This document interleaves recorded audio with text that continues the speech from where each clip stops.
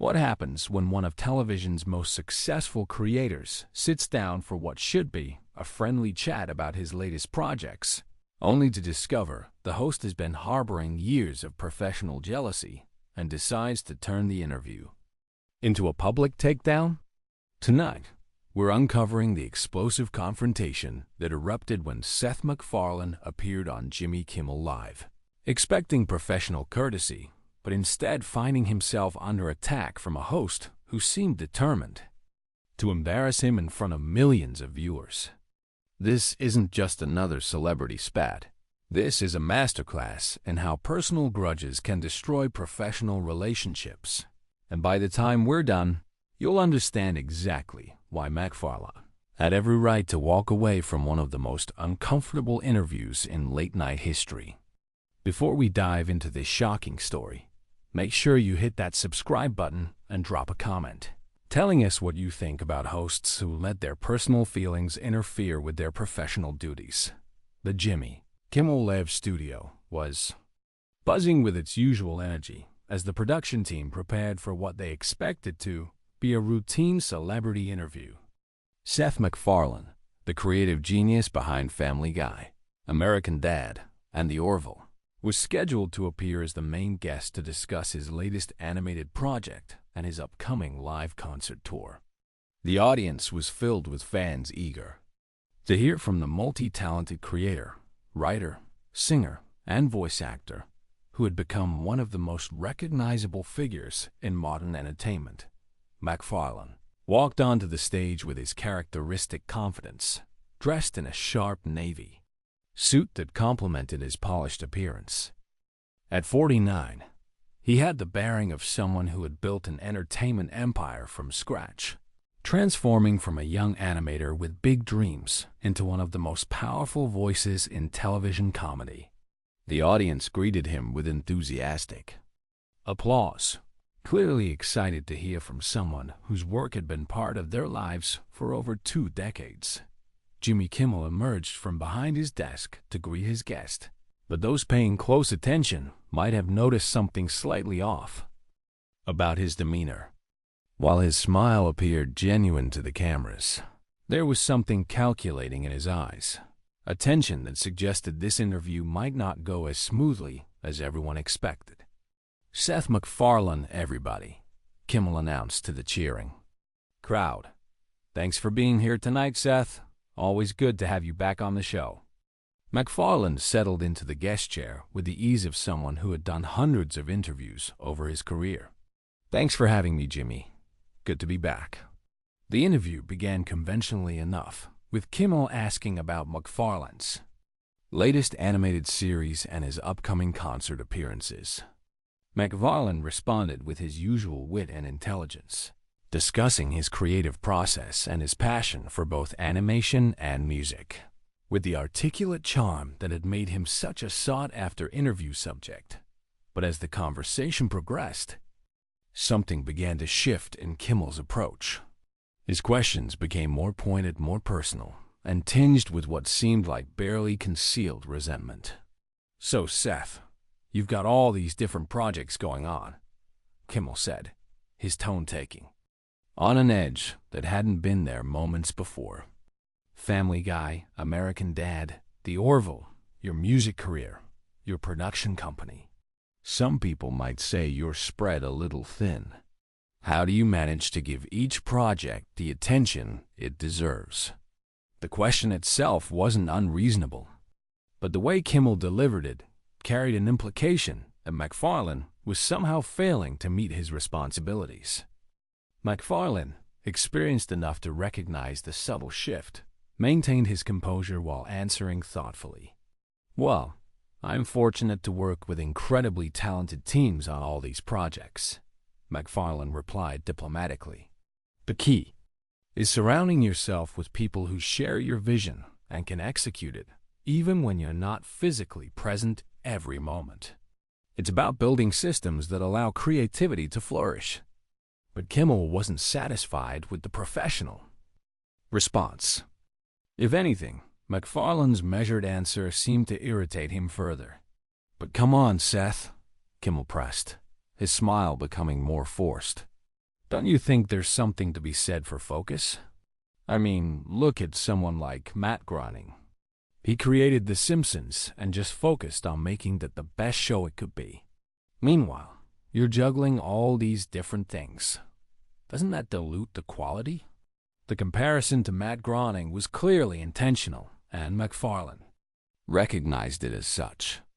Groening was often held up as the gold standard of animated television, and Kimmel was essentially suggesting that MacFarlane's diverse interests made him less committed to excellence. I have tremendous respect for Matt and what he's accomplished. With The Simpsons, MacFarlane said, his voice remaining steady despite the obvious provocation. But I think there's room in this industry for different approaches to creativity. Some people find fulfillment in perfecting one thing. Others find it in exploring multiple avenues of expression. Multiple avenues, Kimmel repeated with a laugh that sounded more mocking than amused. Is that what we're calling it? Because from where I sit, it looks more like someone who can't decide what he wants to be when he grows up. The studio audience shifted uncomfortably. This wasn't the light-hearted celebrity banter they had come to expect from late-night television. There was an undercurrent of hostility in Kimmel's words that was becoming impossible to ignore. MacFarlane's expression remained professional, but those who knew him could detect the slight tightening around his eyes that indicated his patience was being tested. I think I've been pretty consistent about what I want to be, Jimmy, MacFarlane replied, his voice taking on a subtle but unmistakable edge. I want to be someone who creates entertainment that people enjoy, whether that's through animation, live-action television, or music. I've been fortunate enough to find success in multiple areas, and I don't see that as a weakness. Success, Kimmel said, drawing out the word as if it left a bad taste in his mouth. Let's talk about that for a minute. You've certainly made a lot of money, that's for sure. But when was the last time Family Guy was actually funny? When was the last time it was culturally relevant the way it was in its early seasons? The question hit like a slap across the face. Kimmel wasn't just questioning MacFarlane's current work. He was attacking the legacy of his most successful creation. The audience was now visibly uncomfortable, sensing that they were witnessing something that went far beyond normal interview dynamics. MacFarlane leaned forward slightly in his chair, his professional mask beginning to slip for the first time since the interview began. That's an interesting perspective, Jimmy, he said, his voice controlled but with an underlying current of steel. Especially coming from someone whose idea of comedy is reading mean tweets and asking celebrities to play ridiculous games. But I suppose we all have different definitions of what constitutes quality entertainment. The response was measured but pointed, and everyone in the studio understood that MacFarlane had just fired back. Kimmel's face flushed slightly, realizing that his guest wasn't going to simply absorb his attacks without responding. Hey now, Kimmel said, trying to maintain his jovial host persona while clearly stung by the criticism. I'm just asking the questions that people want to know. Your fans, they remember when Family Guy was groundbreaking, when it was pushing boundaries. Now, it just feels like you're going through the motions. Going through the motions, MacFarlane repeated, his voice growing quieter, but somehow more dangerous. That's fascinating coming from someone who's been doing essentially the same monologue format for 20 years.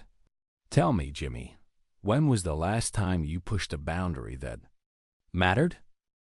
The tension in the studio was now impossible to ignore as MacFarlane's pointed question hung in the air like a challenge. Kimmel's comfortable position as the one asking difficult questions had suddenly been reversed, and he clearly wasn't prepared for his guest to turn the tables on him so effectively. Well, I think our show tackles important issues all the time, Kimmel replied defensively, but his voice lacked the confidence it had carried moments earlier. We cover politics, social issues. We're not afraid to take stands. Taking stands, MacFarlane said with a slight smile that held no warmth. Is that what you call following the safest possible positions on every major issue? Jimmy, you've built a career out of being agreeable to everyone. The most controversial thing you've done lately is make jokes about celebrities' appearances. The studio audience was completely silent now, transfixed by what was becoming an increasingly uncomfortable confrontation. What had started as Kimmel's attempt to embarrass his guest was rapidly becoming a dissection of his own career and approach to entertainment. Kimmel's face was growing redder by the moment. Look, Seth, I don't know what your problem is tonight, but I'm trying to have a normal interview here. A normal interview? MacFarlane's voice rose slightly for the first time.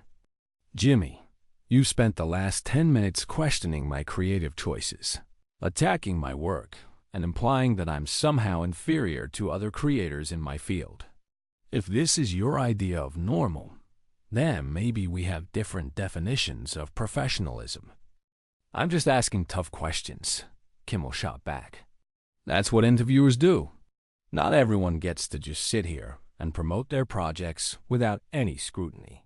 Scrutiny, MacFarlane repeated, leaning back in his chair with the kind of controlled calm that suggested he was about to deliver something devastating. Let's talk about scrutiny, Jimmy.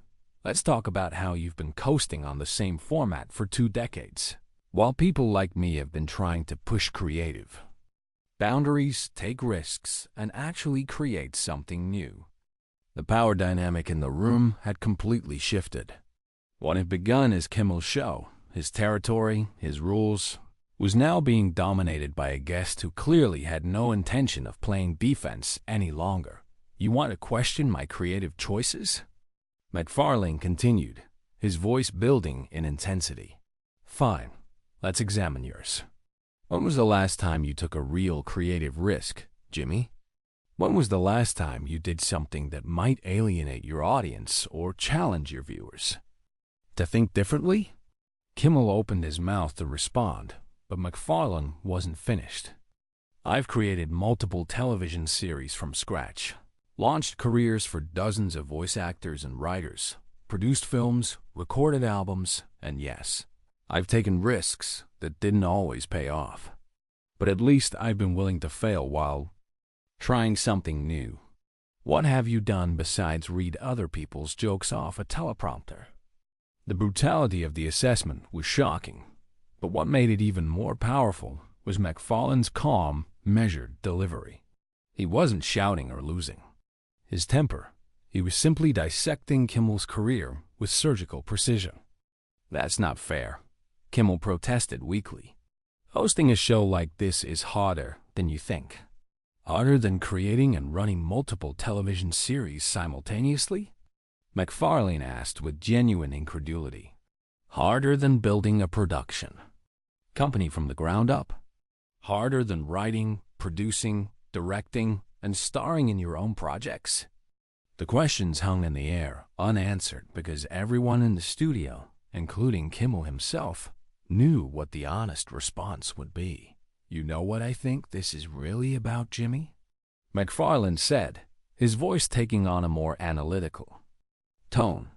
I think you're frustrated because you've been doing the same job for 20 years while watching people like me build actual creative empires.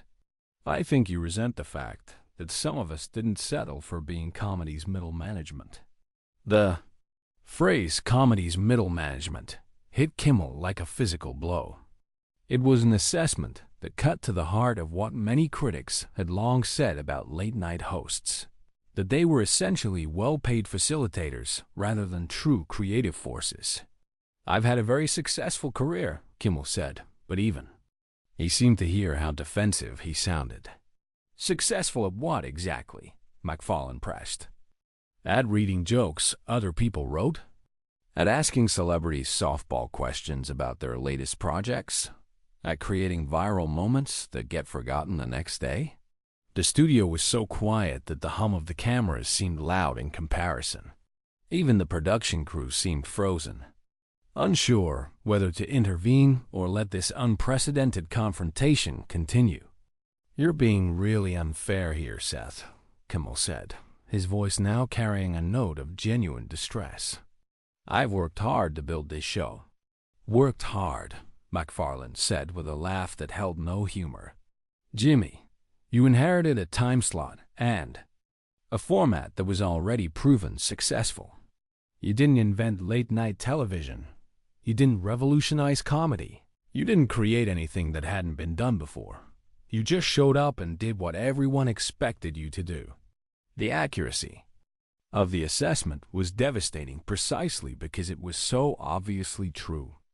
Kimmel had indeed followed a well-established template for late-night success, and MacFarlane was pointing out that following a template wasn't the same as creating something original.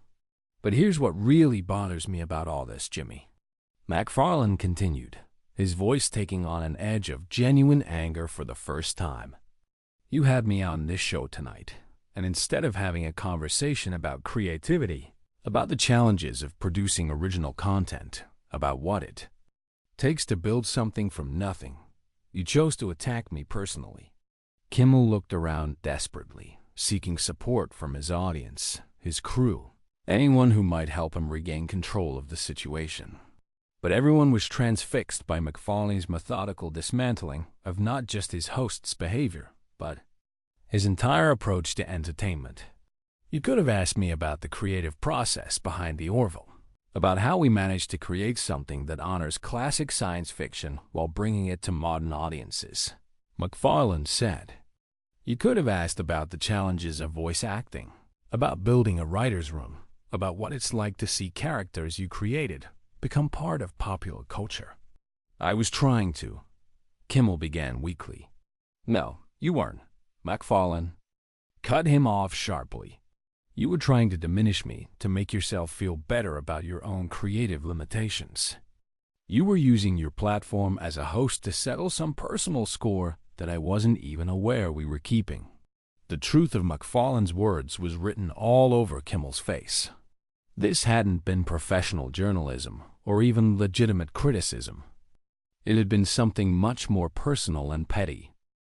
The studio felt electric with tension as MacFarlane's words continued to expose the true nature of what was happening. Kimmel sat behind his desk, looking increasingly small and defensive, while his guest commanded the space with the authority of someone who had built his success through genuine creative achievement rather than inherited opportunity. "You want to know what's really pathetic about all this, Jimmy?" MacFarlane asked, his voice carrying the weight of years of industry experience. "You had one of the most successful creators in modern television sitting right here, someone who's built multiple franchises, launched careers, and actually moved the needle in terms of what's possible in comedy and science fiction. And instead of being curious about that process, instead of asking questions that might actually inform or entertain your audience, you chose to try to tear me down." Kimmel attempted to salvage the situation with a weak smile. "Come on, Seth. You're taking this way too seriously. We're just having a conversation here. A conversation."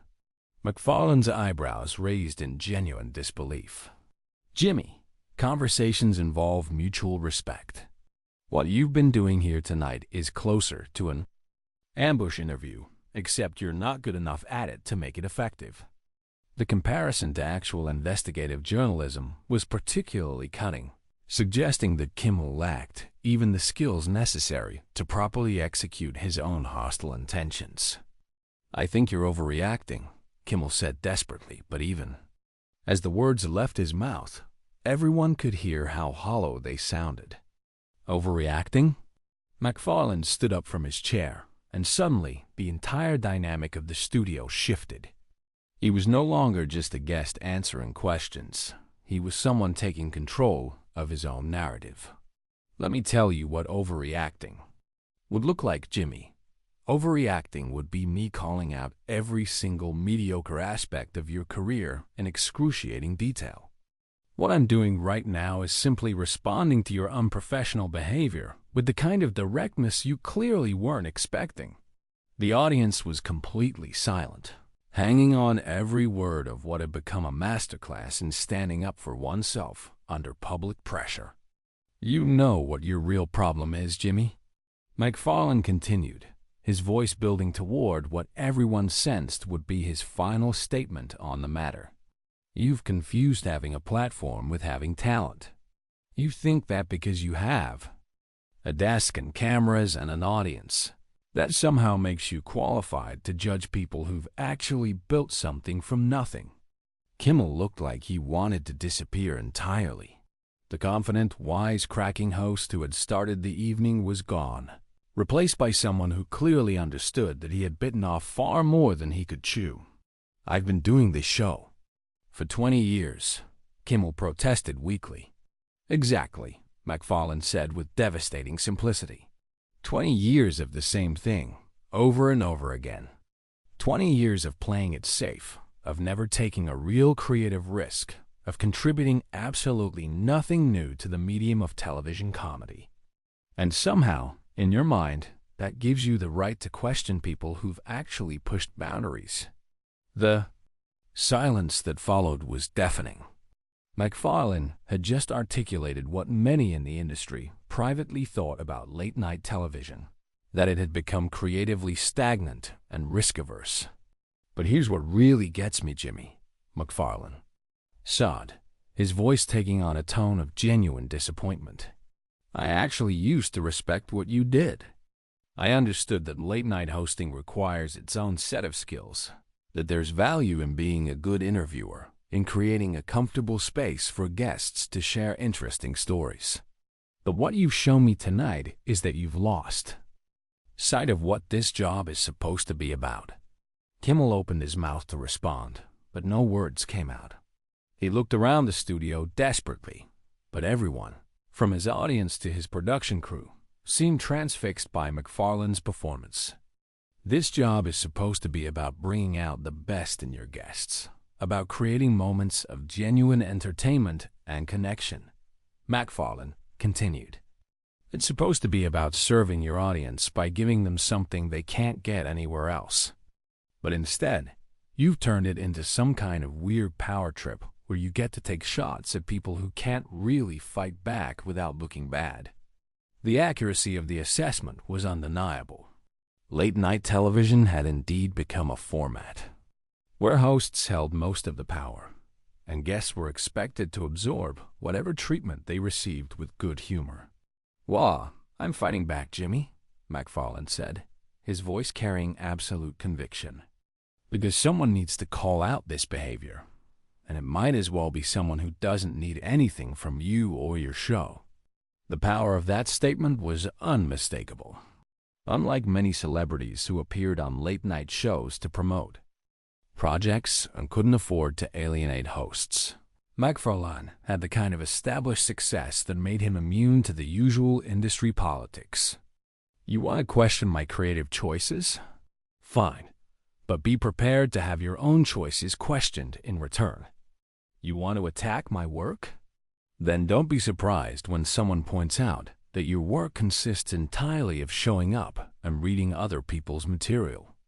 Kimmel looked like he was on the verge of tears. This wasn't just professional criticism anymore. It was a complete dismantling of his identity as a performer and creator. I came here tonight as a professional, ready to have a good conversation about projects I'm passionate about, MacFarlane said, beginning what everyone understood would be his farewell statement. But what I found instead was someone who's apparently been harboring resentment about other people's success and decided to use his platform to work out his personal issues. MacFarlane straightened his jacket and looked directly at the camera, addressing the audience at home rather than his increasingly desperate host. To everyone watching at home, remember that success in any creative field comes from taking risks, from trying things that might fail, from being willing to put yourself out there even when it's uncomfortable. Don't let anyone, whether they're behind a desk or anywhere else, make you feel bad about pursuing your creative vision. Then he turned back to Kimmel for his final words to the host. Thanks for the reminder of why I usually prefer working with actual professionals, Jimmy. This has been educational in ways I'm sure you didn't intend. With that, Seth MacFarlane walked off the Jimmy Kimmel live stage, leaving behind one of the most devastating takedowns in late-night television history and a host who would never quite recover from being so thoroughly outclassed by someone who understood the difference between real creative achievement and mere celebrity. The studio remained silent for several long moments after MacFarlane disappeared behind the curtain.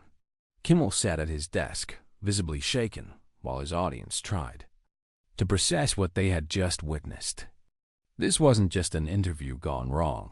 It was a defining moment that exposed the difference between someone who had built their success through genuine talent and innovation, and someone who had simply inherited a successful format and coasted on it for decades. So what do you think about what happened that night?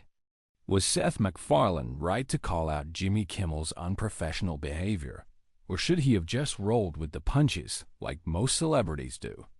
Drop your thoughts in the comments below, and make sure you subscribe for more stories about the moments when Hollywood's biggest creators refuse to let anyone diminish their achievements.